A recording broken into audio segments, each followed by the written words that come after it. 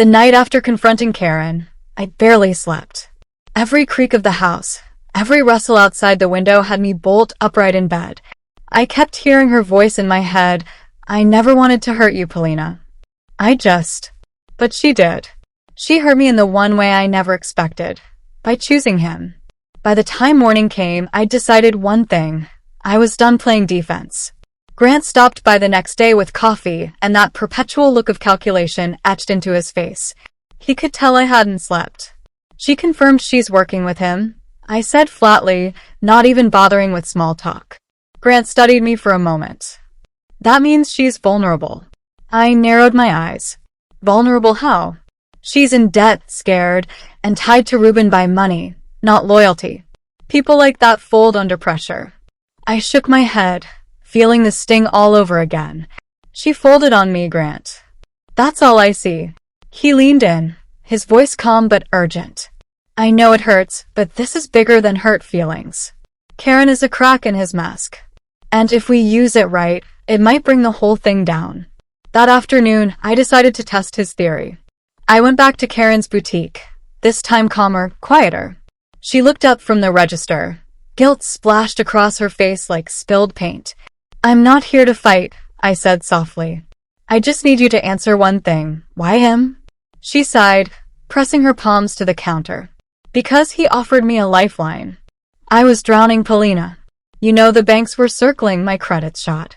Reuben said if I kept him updated, he'd clear my debts. And you believed him? I asked. Karen's laugh was hollow. When you're desperate, you'll believe anything. Her honesty disarmed me. For a split second, I saw the friend I'd once trusted. But before I could respond, the front door jingled open, and I froze. Reuben. He strolled in like he owned the place, suit crisp, cologne choking the air. His eyes flicked from Karen to me, and for the first time since he left, we were face to face. Well, he said with that smug grin, if it isn't the wife who can't let go. My stomach lurched, but I held his gaze. You abandoned your family, Reuben. Don't expect me to make it easy for you. His smirk widened. Family?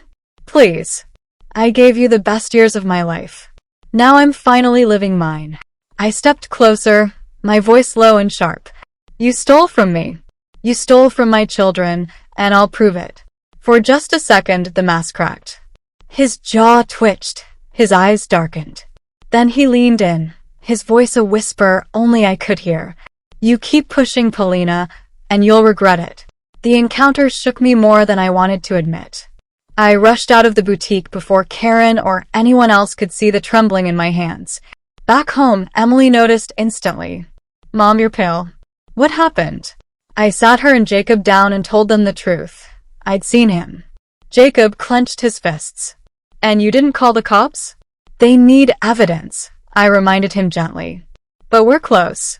So close. Emily leaned forward, fire in her eyes. Then let's get it. Her determination both scared and inspired me. That night, as I tucked them in, I found another note slipped under the door. This one wasn't a warning. It was a photo of me, taken that afternoon. My heart stopped. Someone was watching me. I stared at the photo until my vision blurred. It was me, leaving Karen's boutique earlier that day, my face turned half toward the streetlight.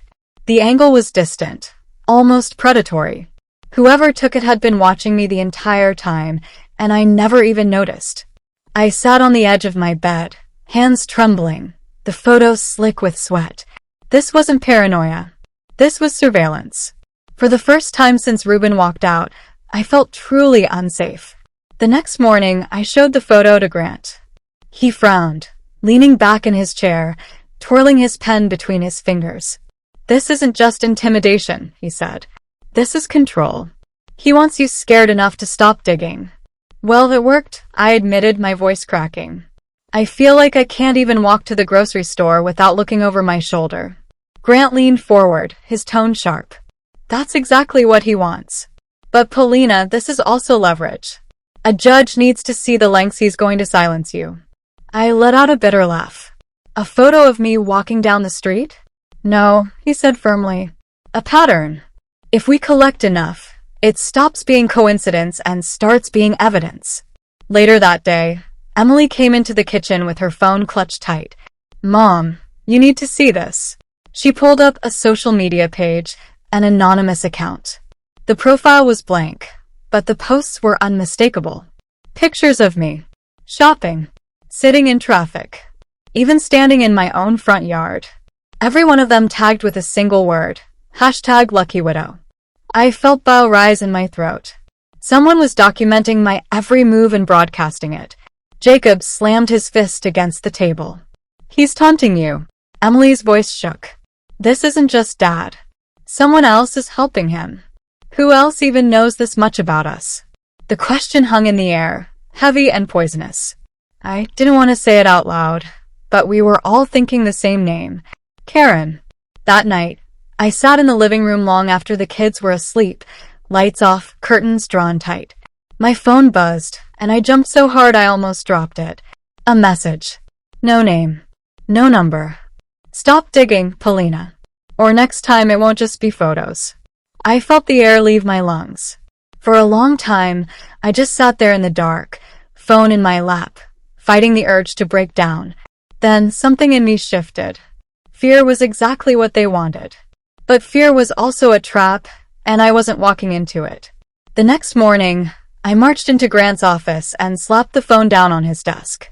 "They're escalating," I said, my voice steady despite the storm inside me. "If Reuben thinks this will break me, he's wrong." We hit back harder.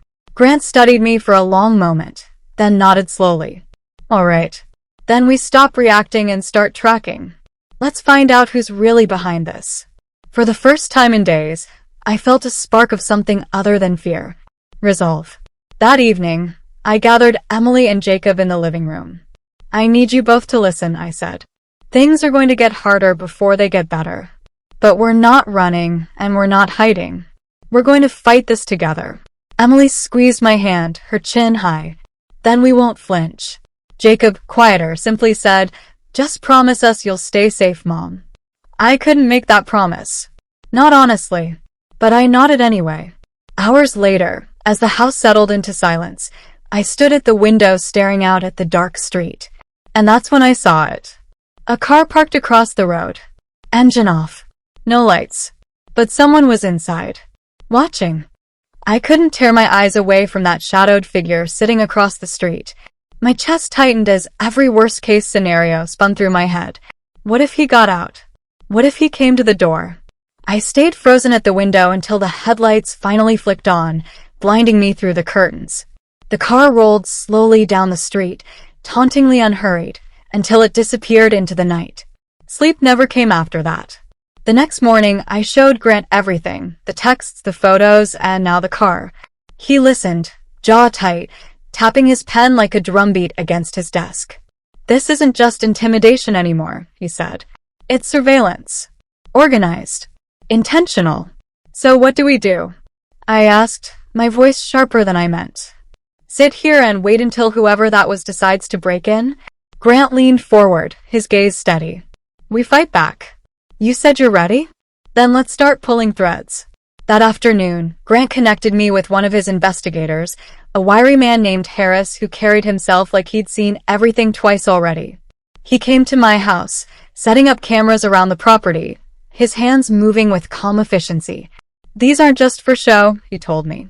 "If that car comes back, we'll have a plate number. If someone tries your door, we'll see their face." I hated that I needed this kind of protection. I hated even more that it was because of Reuben, the man who once promised to keep me safe. Later that night, Emily caught me pacing in the kitchen. "Mom, you're scaring yourself," she said softly. "I'm being realistic," I corrected, though my voice cracked. "We can't pretend this isn't happening." She wrapped her arms around me, surprising me with her strength. "Then don't just be realistic. Be ready." Her words stayed with me long after she went upstairs. My daughter, barely grown, was showing more courage than I felt I had left. 2 days later, Harris called with something. "That car you saw," he said, "came back last night. Parked in the same spot for an hour." We pulled the plates. My stomach clenched. "Whose is it?" "A puzz." "Then, registered to a shell company. Paper trail leads back to a business Reuben started 6 months ago." The room tilted. Of course. He wasn't hiding his surveillance. He was funding it. I stormed into Grant's office, Harris by my side. He's watching me with his own company. I spat, slamming the report down. How is that even legal? It isn't, Grant said, eyes narrowing. But it's clever. He's building a narrative that he's monitoring you because you're unstable, that he has reason to track your movements. The words sliced deep. Unstable. Grant met my eyes. He'll spin this to make you look erratic. But if we play this right, we'll turn it back on him. Show the court that he's a controlling, abusive man who weaponizes money and fear. For the first time in weeks, I felt something dangerous flicker inside me. Not fear. Not despair. Rage. That night, as the kids slept, I sat at the kitchen table staring at the pile of evidence we were building. Texts, photos, social media posts, surveillance reports. Every piece was a brick in the wall Reuben was trying to trap me behind. But together, they were also becoming a ladder, one I could climb to freedom. Still, a question gnawed at me. Who was helping him? Reuben couldn't be everywhere at once. Someone close was feeding him access to my life. My eyes drifted to the list of followers on that anonymous social media account. One name stood out. A name that made my blood run cold. Karen. I closed my eyes, ball rising in my throat. My best friend, the woman who had sat at my kitchen table, held my hand through tears, pretended to comfort me, was betraying me. And suddenly, the shadow in the car, the photos, the hashtag, it all made perfect, twisted sense. That was the moment I realized this wasn't just a battle against Reuben anymore. This was war. I stared at Karen's name glowing on my phone screen, the weight of it pressing down like a stone in my chest. My best friend. My confidant. The one I'd poured every secret into when my world fell apart. And she had been feeding it all to Reuben. The betrayal didn't just sting, it burned. The next morning, I invited Karen over under the pretense of needing to talk. My hands trembled as I set out 2 mugs of coffee, my heart pounding like a drum in my ribs. She arrived in her usual breezy way, hugging me like nothing had changed. Girl, you look exhausted. Have you been sleeping at all? The words, once comforting, now sounded like poison. I let her sit, sipping her coffee, watching her with new eyes. Every smile, every tilt of her head, it all felt rehearsed. Finally, I leaned forward. How long, Karen? Her brow furrowed. How long what? My voice cracked with anger. How long have you been reporting to Reuben? Don't lie to me. For a moment, the mask slipped. Just a flicker in her eyes, but I saw it. She recovered quickly, laughing too loudly. Paulina, you're paranoid. Do you hear yourself? I slapped the folder of evidence on the table. Photos spilling out. Screenshots, timestamps, proof. I hear myself just fine. What I don't hear is why. Why you, of all people? Her lips pressed together, and I knew I had her cornered. When she finally spoke, her voice was sharp, bitter. Do you think you're the only one he promised a better life to? He offered me security. He offered me freedom. And while you were sitting here drowning in pity, I took it. The room spun. My best friend had sold me out for scraps of Reuben's stolen wealth. You betrayed me. My children. My voice was low, shaking. For what? For money that was never his to begin with. Karen's smile was cold. Money doesn't care where it comes from. It spends the same. I wanted to throw her out right then, but something in me held back. Maybe it was Grant's voice in my head, reminding me that evidence was power. Maybe it was my own fury sharpening into strategy. So I leaned back, keeping my tone steady. Fine. Take what you want from him. But remember this, when he falls, and he will fall, you're going down with him. Her smirk faltered, just slightly, but she hid it under another sip of coffee. She left without another word, but the silence she left behind was louder than any argument. That evening, I called Grant. She admitted it, I said, pacing the living room. Not outright, but enough. She's in it with him. Grant's voice was calm, but I could hear the satisfaction beneath. Good. We'll keep her close. If she thinks she's fooled you, she'll get careless. And careless people make mistakes we can use. The thought of playing along with Karen's act made my stomach churn. But I also knew Grant was right. Later that night, Emily and Daniel found me sitting in the dark, staring at nothing. "Mom," Daniel asked softly. "What happened?" I looked at my children, the only true allies I had left, and swallowed hard. "Karen isn't who we thought she was," I whispered. "She's working with your father." Daniel's fists clenched. Emily's eyes filled with tears she refused to let fall. "So we can't trust anyone," Emily said flatly. I took her hand. "We trust each other. That's enough." But even as I said it, I couldn't shake the image of Karen's smirk, her cold dismissal of everything we'd shared. Reuben hadn't just stolen my money, my marriage, or my safety. He had stolen my trust, piece by piece, until I was left standing in the ruins. And if Karen thought she could help him bury me there, she had no idea how wrong she was. Because I wasn't done fighting. Not by a long shot. The night after Karen walked out of my house, I couldn't sleep. Her words kept replaying in my head, the venom in her tone, the smug way she'd said, "Money doesn't care where it comes from.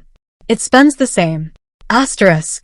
I lay awake staring at the ceiling, my mind racing. Anger could eat me alive if I let it, but anger could also sharpen me. And now, thanks to Karen, I had a new card to play. The next day, I called Grant. "She's greedy," I told him. "That's her weakness. If Reuben has been buying her loyalty, I can use that." Grant's voice hummed with approval. "Exactly. Let her think she's clever. Feed her just enough to make her feel important. People like Karen always overplay their hand." The idea made my stomach twist, but I nodded anyway. "So I act like I believe her lies?" "Yes." "And meanwhile, we record everything." Later that week, I invited Karen over again, this time with a smile plastered on my face so tight it almost cracked. She waltzed in like nothing had happened, complimenting my dress, asking about the kids. I played along, hiding the fury bubbling beneath my skin. Halfway through her coffee, I leaned forward, lowering my voice. "Karen, I need your help. Grant says Reuben is hiding something big, but I don't know where to start." Her eyes sparkled with that greedy gleam I'd come to recognize. "Maybe I could find out. But information doesn't come free." There it was, the opening. I forced a shaky smile. "I'll make it worth your while." When she left, Grant was waiting in his car across the street. I slipped into the passenger seat, my hands trembling. "She bit," I whispered. Grant grinned. "Good. Now we wait. She'll run to Reuben, hoping to trade what you told her for favor. And in doing so, she'll reveal his next move." It felt like playing chess with a snake, each move risky, every breath dangerous. But for the first time, I wasn't just reacting. I was strategizing. That night, as I tucked Emily into bed, she looked up at me with wide eyes. "Mom, do you ever get scared?" she asked softly. I brushed her hair back from her face. "Every single day." Her lip quivered. "Then how do you keep going?" I hesitated, then kissed her forehead. "Because of you and Daniel. Because I refuse to let anyone, your father, Karen, anyone, take away our future."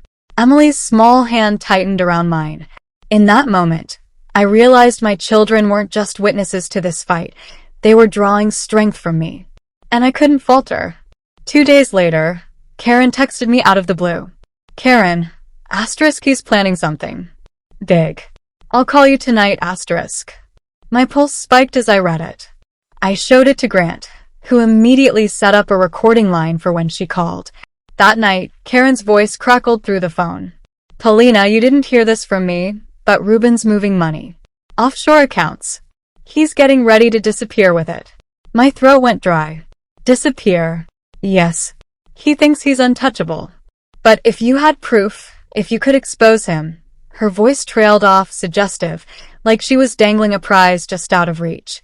Grant nodded from across the room, signaling me to keep her talking.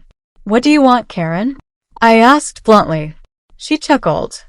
"Half of whatever you recover. Think of it as a finder's fee." When the call ended, I sat in stunned silence. Grant leaned back, eyes narrowed. "She just handed us the golden ticket. Offshore accounts are traceable if you know where to look." And I know where to look. For the first time, the air felt different. Victory wasn't here yet, but I could smell it, close, real, possible. But that night, as I lay in bed, another thought gnawed at me. If Reuben was planning to vanish with everything, then this wasn't just about betrayal anymore. It wasn't just about greed. It was about survival. If I didn't move fast enough, I wouldn't just lose the money. I could lose everything. And I couldn't let that happen. Not while my children were still depending on me.